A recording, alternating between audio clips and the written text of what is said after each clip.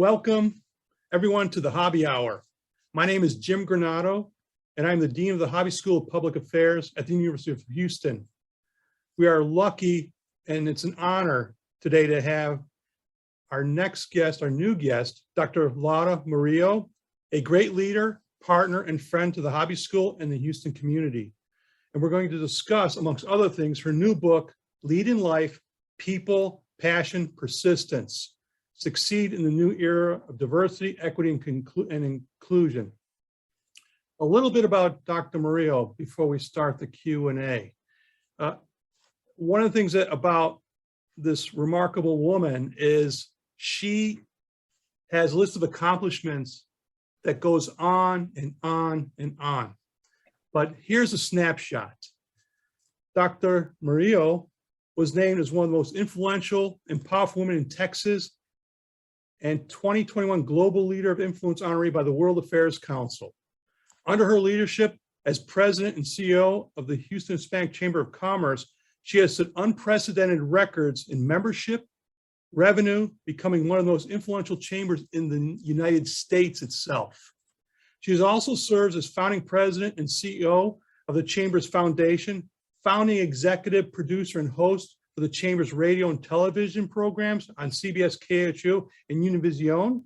She is also a Telemundo political commentator, has appeared on numerous national events. She has served as an executive at Memorial Hermann Texas Medical Center. She holds a BA, a master's degree, and a doctorate from the University of Houston, where she served as an executive.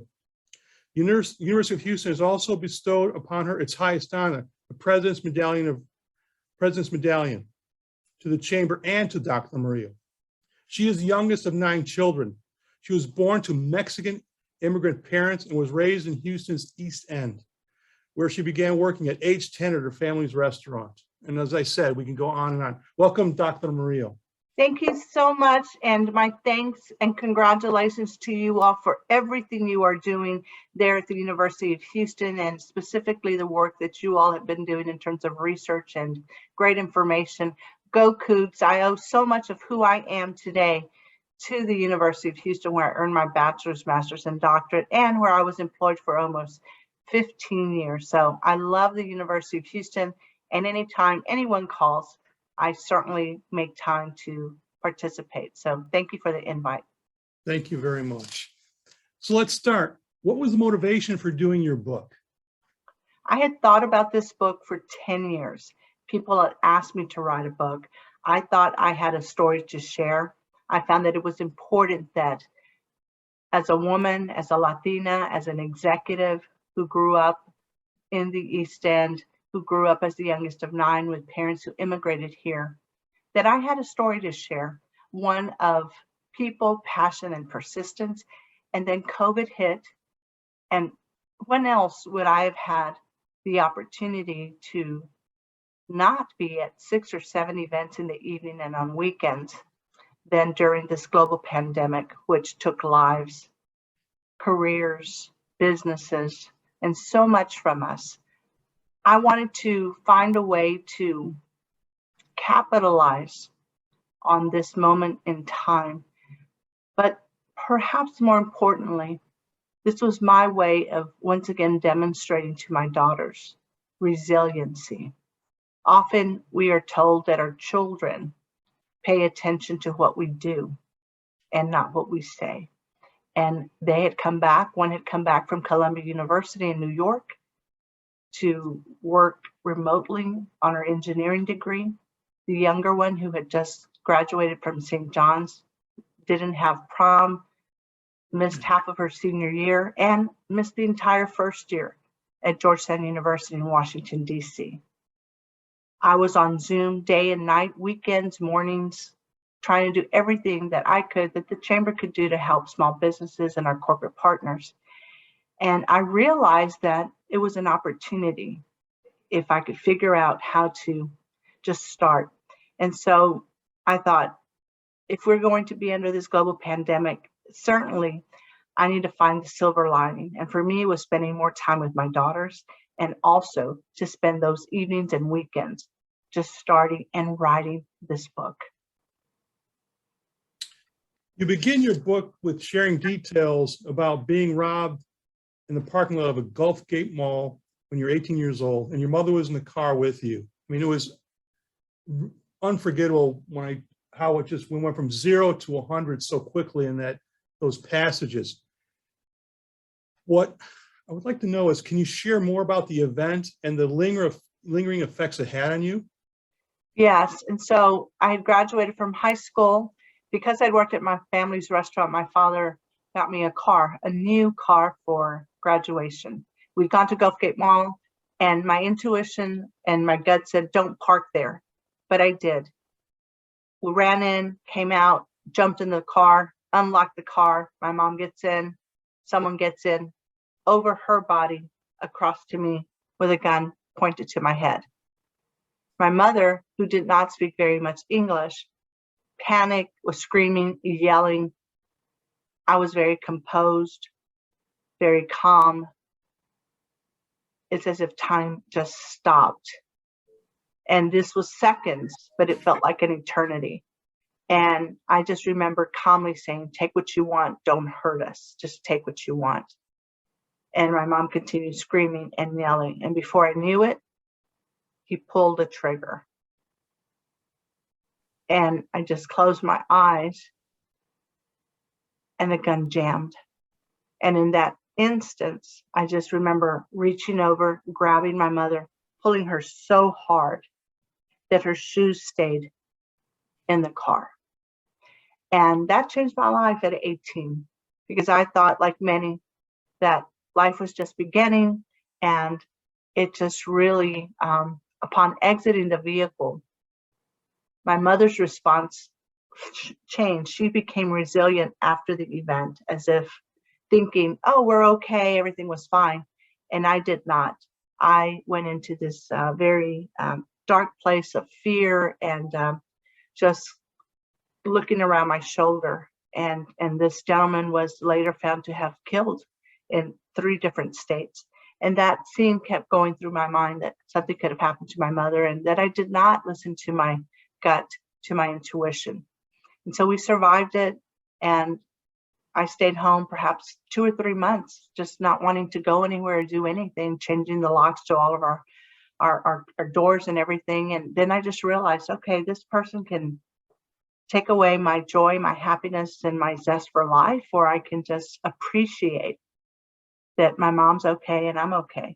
And it was in that, time of just exploration and just talking to myself, it was as if I just valued life so much, and I looked at it as a blessing and not as a traumatic event. I chose how to respond to it, and it just supercharged me to wake up every day happy, excited, and ready to go, because for some reason, my mother's life was spared, and for some reason, my life was spared. Was there a process? Was it a process of evolving away from the fear and the terror that was lingering, or was it just all of a sudden the light went off and you just it said, was a process. I'm back? Yeah. No, it was a process. I was absolutely terrified. And my mom kept saying, we're okay, we're okay. And she went on because she was, a mom, and she was busy and she had things that needed to get done. I had just graduated from high school. I was going to enter college. It was just a very traumatic experience. And so it took time for me to just even leave the house after it happened. I was just very afraid. And I just realized that this was taking over my joy, my happiness, my zest for life, and that I would not allow that to be taken from me. And that instead, little by little, I just convinced myself, and also by watching my mother and how she responded, did a lot to help me realize that life was short. I had been spared, and it was time to get up and do what I needed to do. And I've always been one to be very optimistic. This certainly created a very big, stopping point for me in terms of that optimism. It put me in a space of fear and doubt. But then I pushed through it. And then once I use it as a reminder that life is short. Yeah. So family influences, we already talked about your mom, and I want to talk about both your parents some more, but as we mentioned before, both your parents were immigrants. And one of the things that you mentioned is that your father didn't know any English. So for starters, how did he teach himself English? So they came here from Mexico. They knew no one. They had no money. They had second grade educations and came here across the Rio Grande and had children along the way. I'm the youngest of 9. I was born here in Houston. When he came to Houston, he had learned how to lay tile and just picked it up. He was a very smart man, though not highly educated. He was very intelligent.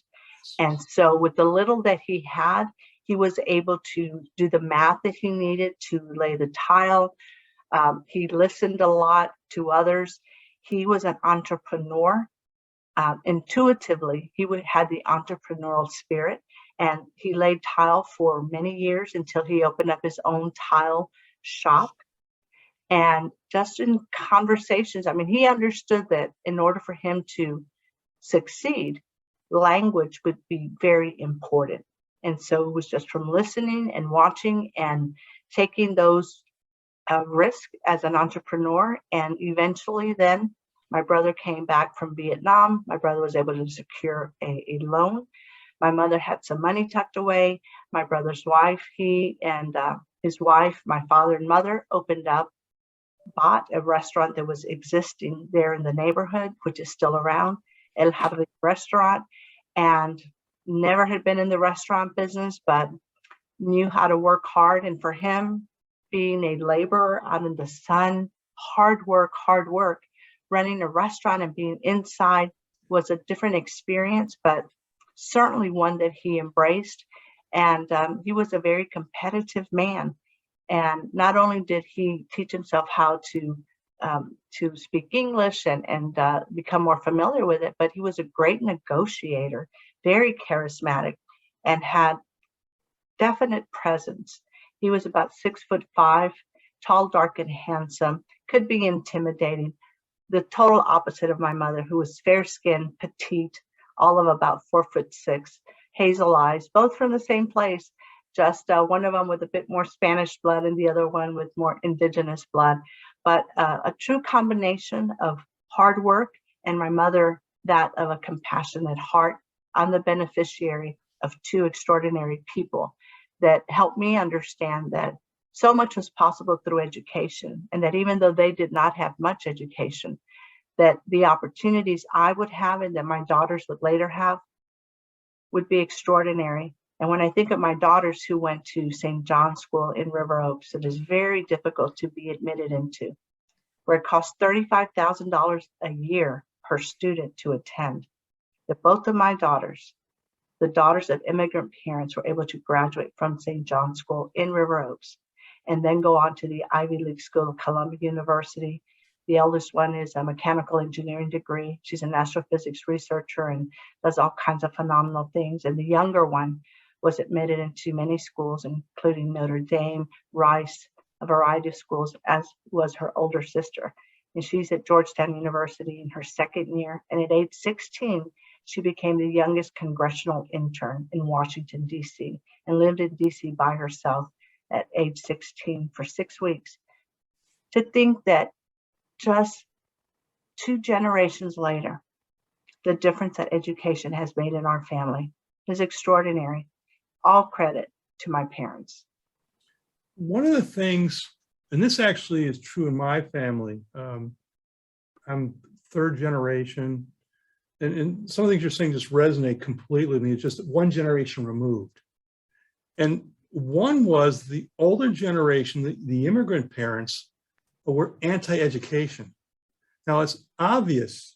I mean, it was a threat to La Familia. Okay, that's basically the bottom line here. You didn't want to have them children stray too far. No, and plus I was a full-time employee at the restaurant, right? So there was that, and this whole idea. I mean, I remember being admitted into Harvard, Stanford, and Yale, and I tell my parents, and their response was, "Do you have to spend the night?" And you know, as many traditional Latino families will tell you, daughters were not allowed to spend the night anywhere, and certainly I was not. And so they said, if you want to go to college, pick anywhere here in Houston. And by the way, you'll work just in case this educational stuff does not pan out. But one thing, okay, so you break through. I mean, you're the youngest of 9. Yeah. Of your other 8 siblings, did many of them go to college too? They were entrepreneurs. I come from a family of hardworking entrepreneurs. The one sister went on to become a nurse. All the others were entrepreneurs or worked in a variety of different spaces. And, I grew up in a family that was almost like 2 families because I was the youngest of 9. By the time I was growing up, folks were all married and off doing their own thing. And so they grew up with a father who was the tile mason, the laborer, and working from, sun up to sundown. By the time I came around, he's an entrepreneur. He's opened this restaurant. I get to work by his side on weekends and much more engaged with him, if you will, because of circumstances. And so I spent next to my brother, perhaps the most time than any of my siblings did with him. And I think all of that prepared me for my work with the chamber, which is predominantly male-oriented with very type A personalities, strong opinions. And that's exactly who my father was. I mean, the other thing when you're describing this is the dexterity. I mean, so he's laying tile, and eventually he's running a restaurant, man, right? I mean, that's amazing to me that you can pivot and do something that has nothing to do with where you started. So obviously he picked up these skills. You mentioned negotiation, for example, but he obviously learned how to write, right, and read and things of that sort. So he picked all this up. I mean, it's quite a journey that he went on. Absolutely. And so for me, as I look at the things that I've been able to do, I just feel like it's a way to thank and attribute to them, to say, all of the sacrifices that they made for us were not in vain, and that I have a real appreciation for what this country can offer, and a real sense of duty and responsibility to give back and to try to help others capitalize on the many opportunities, and not to be afraid to take risk, and not to be afraid to do something new, and not to let something be so overwhelming that you don't take that first step. Because often, even as I look at my doctorate degree, I carried that application in my backpack for 6 months before I even filled it out, because I doubted whether or not I could do it. I didn't know if I could afford it. And so this book, same thing. I thought about it, but then I was just, well, how do I get started and everything else? And so if we let an idea scare us because there are so many steps and it seems like so much, then we won't do it. If we look at things as one step at a time, individual steps may not be much, but collectively it leads to a book that went on to become a #1 international bestseller in 3 countries in 15 categories, outperforming Elon Musk, CEO of SpaceX and Tesla, Anderson Cooper, the McKinsey way, the Harvard way, from good to great. Never in my mind would I have thought the book would be that successful. Right. I just needed to start. And so much of what I do is because I want other people to see that it is possible. This chamber that I'm so fortunate to have been a part of for the last 14 years didn't happen overnight. It has taken years to get there. So I like to say it's not where you start, it's where you end up, and to visualize things, not for what they are, but what they can become. And that's the exciting part for me. I don't want something that's already successful. I want to be able to get in there and build it, and then see the success and see other people develop and take advantage of opportunities. I want to go back a little bit. You obviously were a very good student. Mm-hmm. Your parents, your mother and father, were they there when you were 7, 8 years old saying, don't forget to do your homework? Were they on top of you to do that? Or was that something that just came from you? It's just something that was about you that you had just did on your own? Yeah, that was more about me. They were definitely, my mom dedicated her life to her children. And she was stern and firm and loving and caring. But I don't remember her ever having to push me to do my work. I think what was really, whether I realized it at the time or not, a big influence was working at the restaurant all of those years from the time I was 10ish to 21, and seeing the wait staff, the bus boys and others working so hard to make a living, and watching other people who were successful. What was the difference that I saw? It was education. It was seeing people on television, in the news, that were speaking on behalf of our community. They had 2 letters in front of their name, DR. And the truth is, when I was in high school, I thought I would just work at the restaurant, and that was kind of what I was going to do. And if I had done that, my family, my parents would have been okay with that. But then again, I started looking at the people that I saw as leaders, and I wanted to follow in their footsteps. And I believed that I could do more to open doors for others and myself if I had that education. And so I like to say it's important to surround yourself with people who are smarter than you are and that inspire and motivate you. Even as I look at where I am today, and I feel as if, okay, I've done all of these things, but I look at other people that I am friends with or what have you, and I see what they're doing. And I see, oh gosh, I really need to pick up my game and do more. And so you've got to be careful who you surround yourself with, and whether or not you are motivated to be your best, or if you're feeling comfortable in just doing the bare minimum. And so I have always been very driven. Of course, my parents were supportive, but they didn't have that experience of education. I talk about it in the book. You know, one of the things that my mother did to support me was, as I would do my work, she'd go to her garden and cut a single rose, and she'd put it in a small vase by my desk. And that was her way of saying, I'm here for you. And she would say, I can't help you, but here's this rose.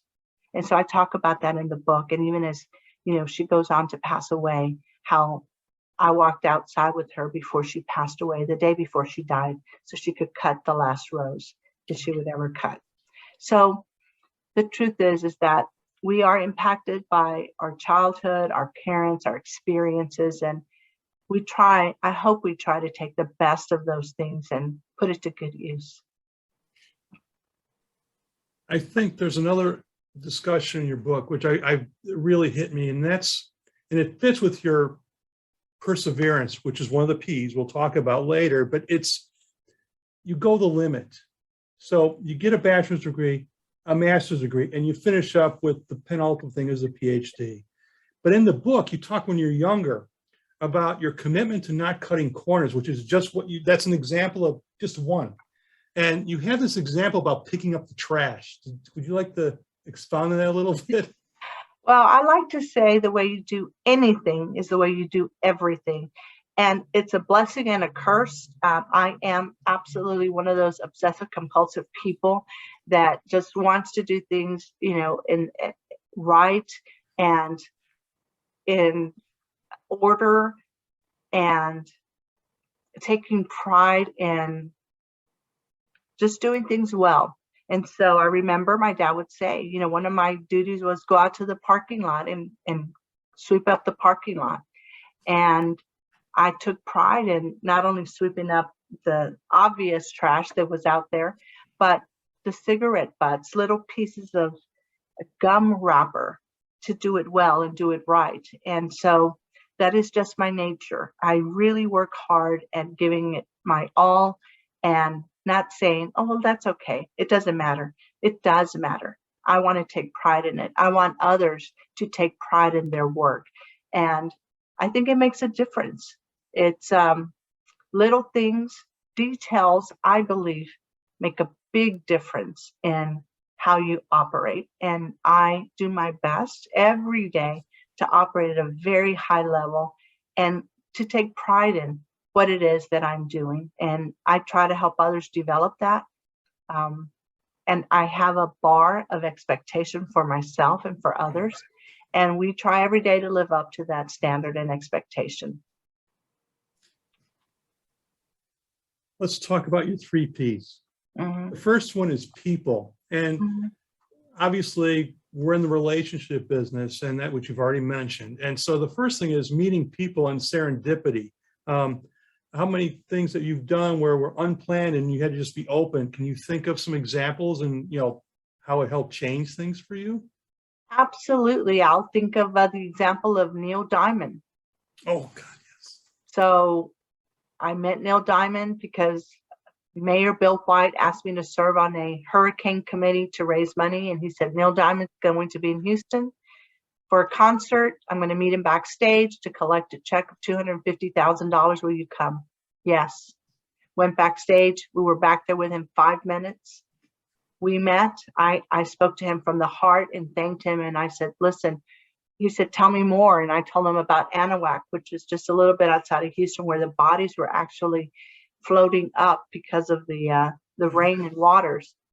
And he listened, intuitively. And I thanked him and went my way and went back to work. And the next day he called my office and wanted to meet with me.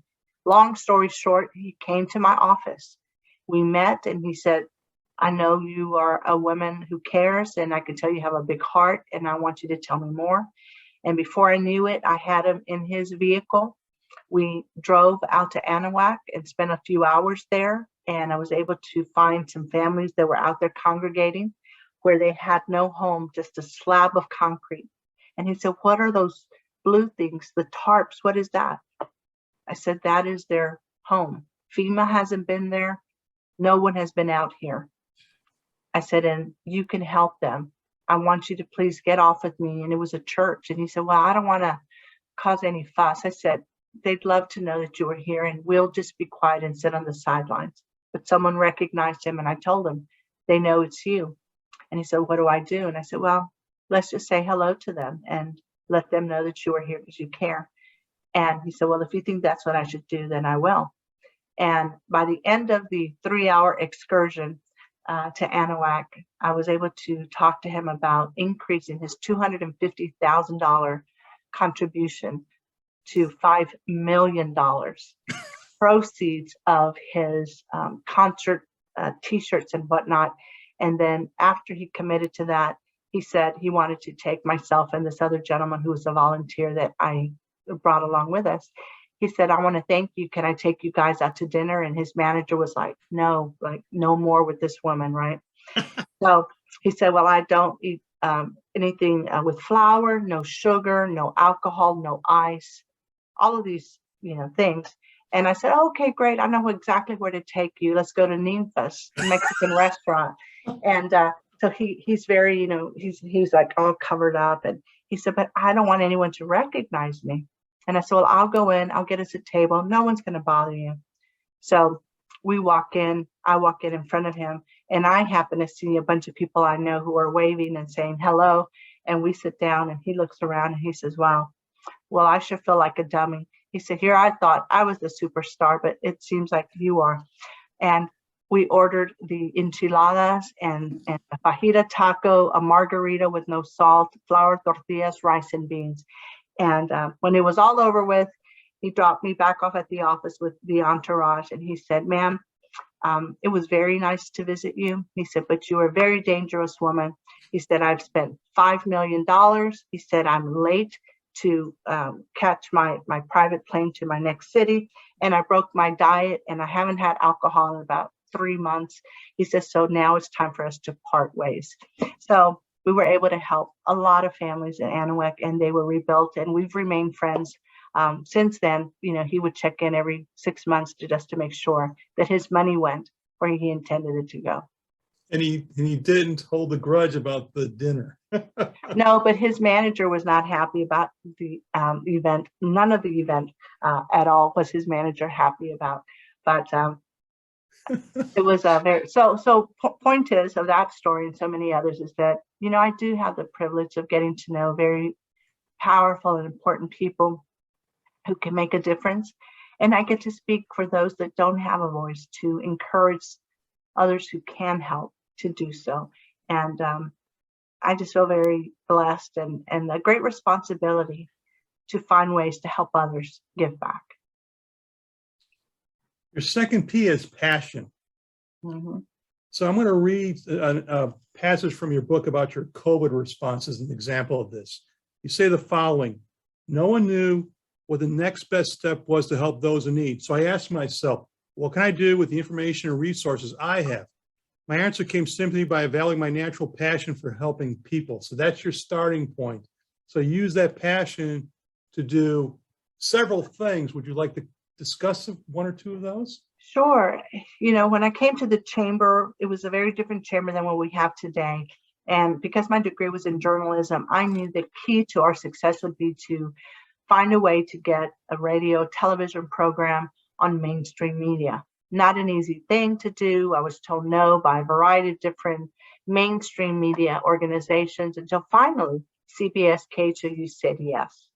And so thank God that we had that platform, not only on radio and television, on CBS KHOU, but also then I had started one in Spanish as well.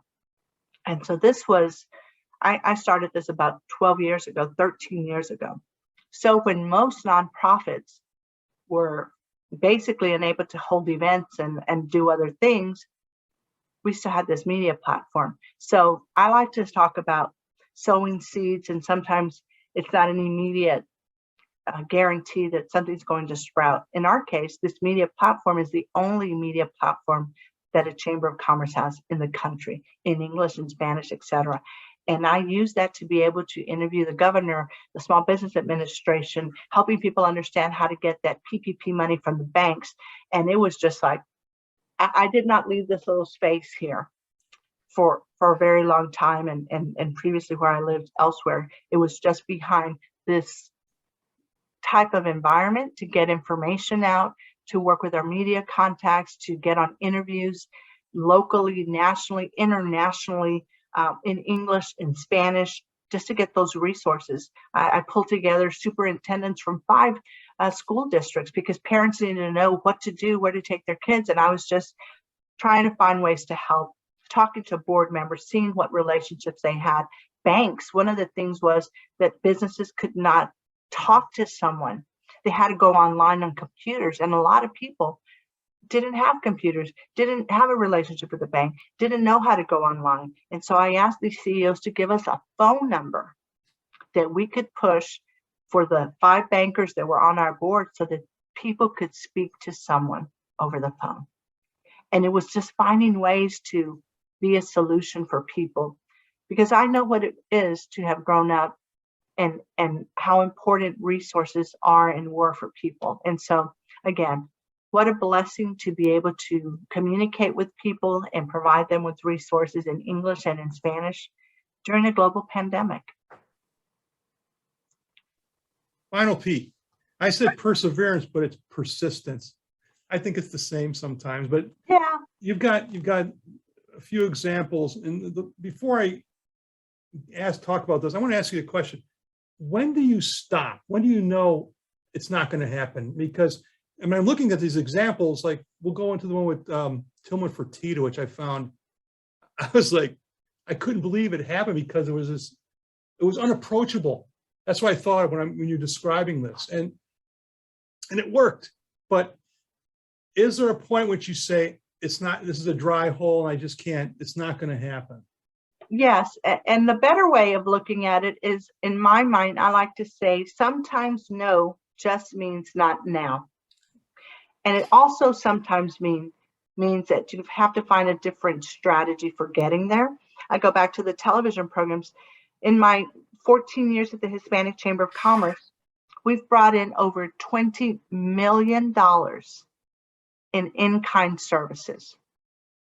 Didn't have to do it.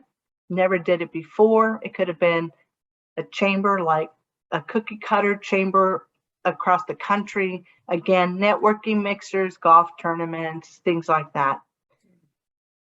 That was not my vision of where we could go and who we could become. And part of it is that my business acumen and my connections in this city is not to do things the way they've been done, but to be innovative and creative and to pull a team together that is thinking big things and that can help you get there. And so through our board and our staff is just thinking big and then making it happen, setting a goal and taking 1 step, 2 steps, 3 steps, coming back and saying, okay, we may not be looking at this and going at it the right direction.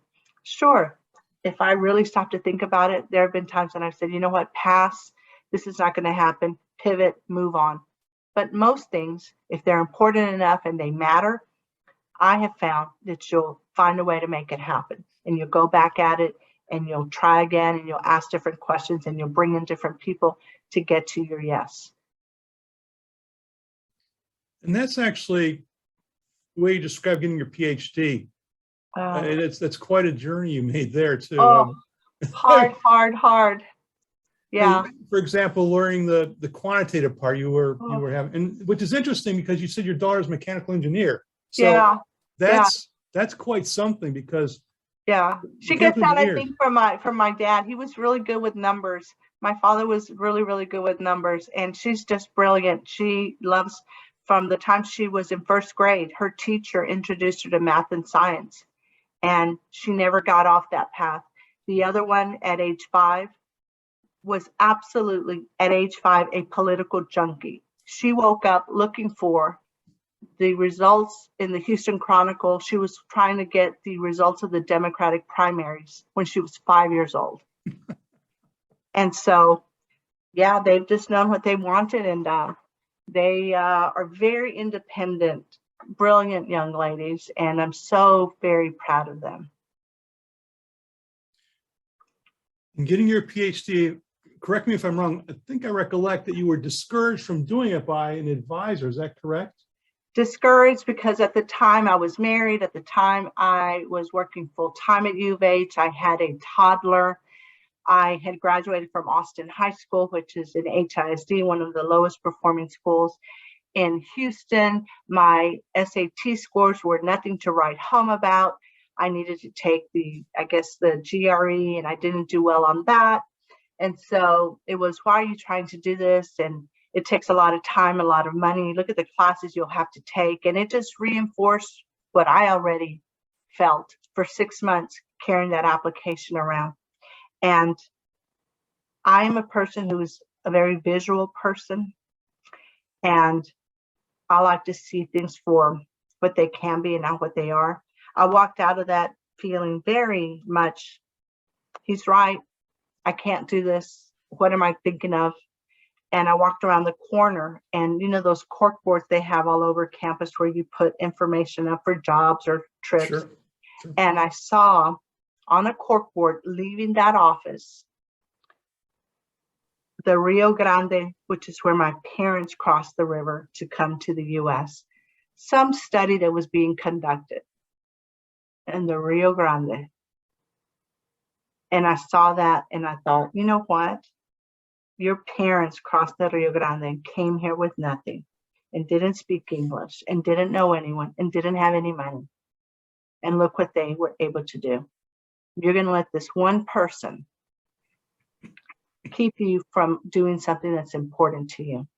And that was all the motivation I needed to say, okay, I'm going to put on my big girl pants and one step at a time, just fill out that application, take that test again. And I took it twice and my score went down the second time, I think. It didn't even improve. You know what, the GRE? Yeah. They tell you that. I took it 3 times. I took it 3 times. So misery loves company. I mean, and they would tell you, don't take it again. You're not going to do any better. Well, it turned out the third time I did much better. So I said, shut up. I did it. Okay. Anyway. No, I did it twice. And so, but then I read all of the catalog, and there was something called conditional admission, right? And I secured more letters of recommendation, and I talked about how I had worked from the time I was 10, and I just beefed up my application. I got more people to advocate, and they accepted me conditionally on you had to maintain a B average or something to remain in the program, and X number. And so I went to school full time. I worked full time. I had a toddler. My last semester, my mother suffered a massive heart attack. I had to take my statistical analysis comprehensive exam, an all-day examination while pregnant with a second child. I went to China on a graduate fellowship that I was admitted into, and my mother was in intensive care and was to die in 3 days, I was told. She suffered a massive heart attack, and I was primary caretaker I was offered an opportunity to take a medical withdrawal from school. I chose not to. I took all of my 3-ring bound notebooks for the comprehensive statistical analysis examination, which for me was absolutely foreign, but I studied early in the day, late at night, was in a study group, had posted all over, had a tape recorder, sat up front, went to office hours. And of the 40 who took the Saturday 8 to 4 o'clock statistical analysis comprehensive exam, of 40, 4 of us passed, and I was one of 4. My mother lived to see her youngest daughter cross the stage with a doctorate degree. And I was holding a newborn child and a small toddler. Got promoted, recruited away from the University of Houston to work for the CEO of Memorial Hermann in the Texas Medical Center as one of 10 people on her executive committee, the only Hispanic to serve in that capacity, and at the time, the highest ranking Hispanic in the Texas Medical Center. Amazing. So, but the thing that's superhuman to me is you got family, getting a PhD and being on your own is hard enough. You've got all these other responsibilities. It's knowing what it takes to do that, to get one. I mean, I'm flabbergasted. I mean, that's a story in and of itself, just to talk about that in one book.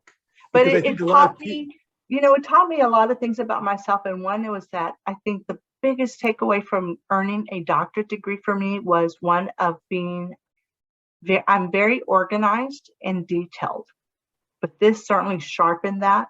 And then working with your committee, James Pickering was my chairman and happened to be at the time president at U of H. Then he left U of H, so I lost my chairman, and my relationship of, he was one of the ones who encouraged me to do this.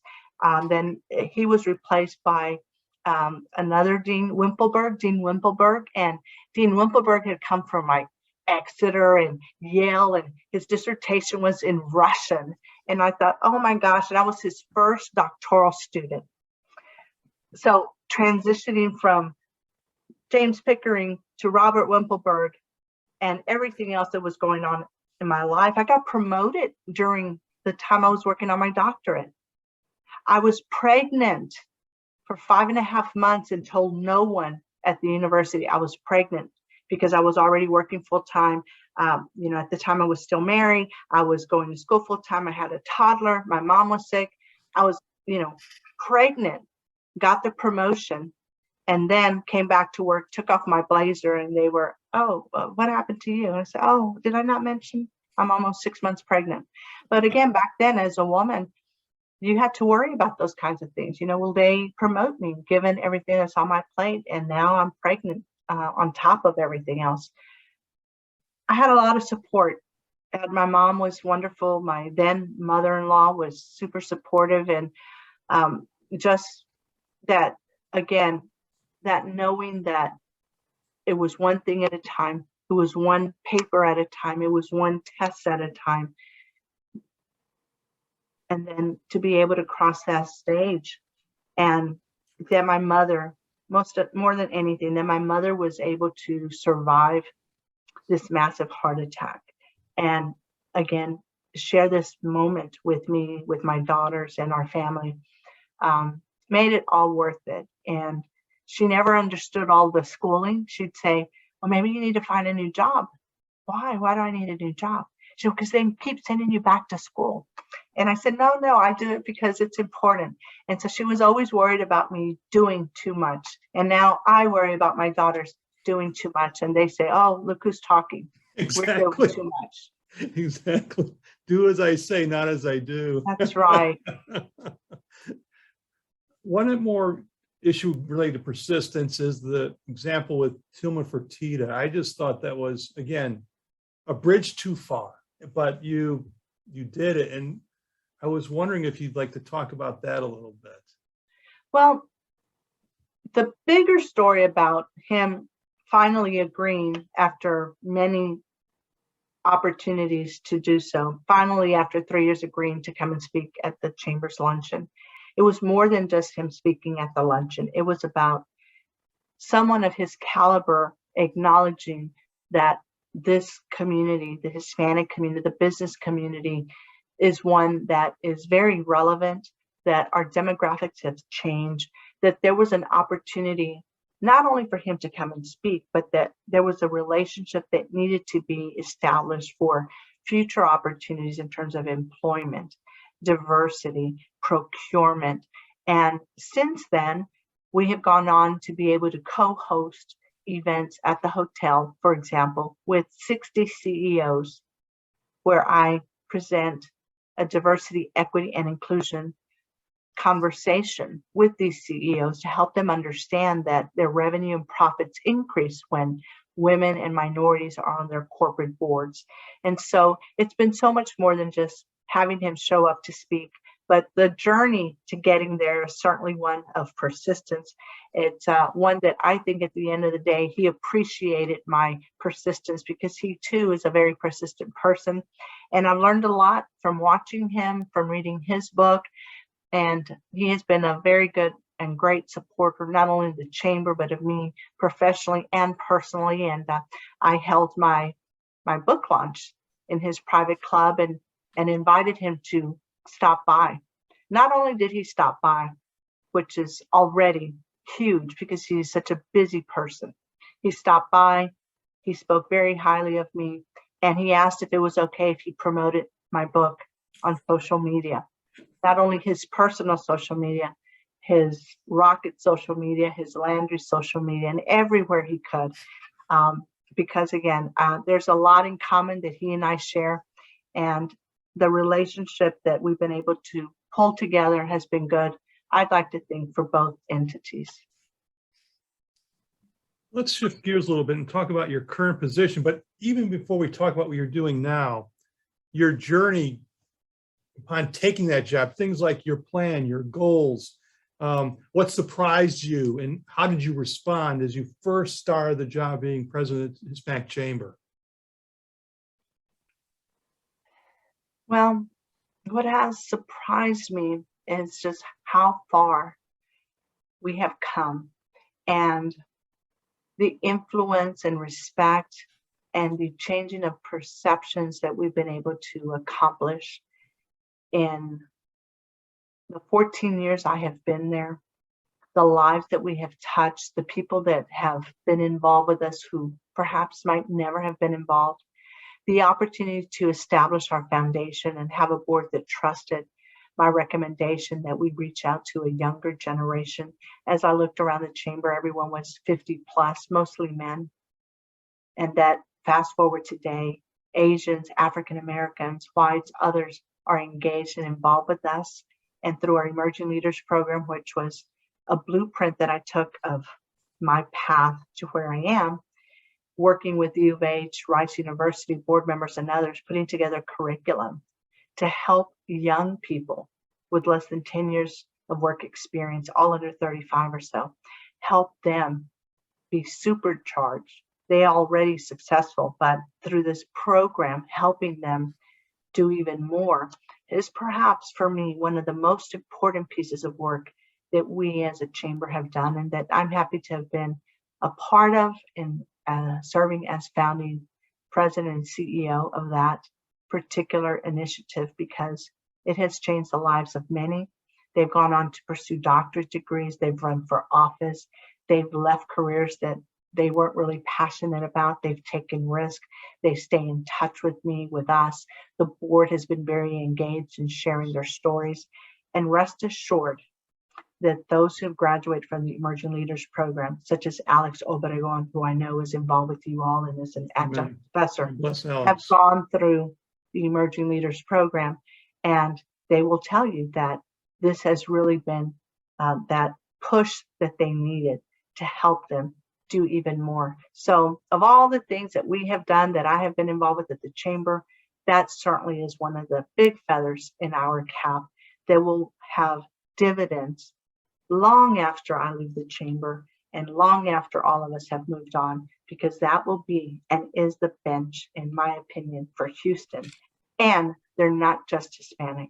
That was very important as I presented to the board this idea of establishing the Emerging Leaders Institute. It's funny because in economics, there's a debate about physical capital and human capital. And there's no doubt, I mean, the debate's over. I mean, human capital matters much, much more. And what you just talked about is all about developing human capital. So the benefits for the city, the region, and the state with having individuals like that brought up to a different set of skills is going to, as you said, is going to pay off. And the network they develop. So this is not going to be just this group. It's going to be, it's what you did. It's a multiplier effect. Yes. Amazing. Amazing. Yes. And people helped me and opened doors for me and coached me and gave me those internships or breaks, if you will. And I want to be able to say that I have returned the favor. And so there is no cost if you were admitted into the program. It's a very high threshold to be accepted because it's a small cohort of just 25. But we get to know you, I get to know you, and anything that we can do to help push you over the top, we do. And that's the least I can do, given all that Houston has done for me and my family. From your vantage point, what are the major challenges facing Houston, Texas, and the Hispanic community? And what in the way of policy would you like to see happen?